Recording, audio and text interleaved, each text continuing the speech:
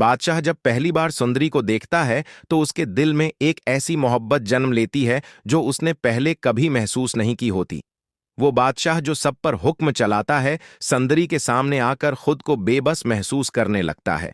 सुंदरी एक सादा, बावकार और खुददार लड़की है जो गुलामों और खादिमों की दुनिया से ताल्लुक रखती है, मगर उसकी आंखों में एक अजीब सी चमक और सच्चाई है जो बादशाह के दिल को छू लेती है। बादशाह उस मोहब्बत को अपने गुरूर के साथ छिपाने की कोशिश करता है, मगर उसके जज्बात काबू में नहीं रहते। दूसरी तरफ गुलाम बादशाह की हर हरकत को गौर से देख रहा है।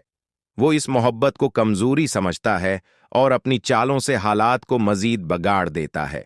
सुंदरी बादशाह की मोहब्बत को समझ तो जाती है, मगर इस मोहब्बत से डरती है, क्योंकि वो जानती है कि ताकत और मोहब्बत एक साथ हों तो मोहब्बत अक्सर जुल्म में बदल जाती है।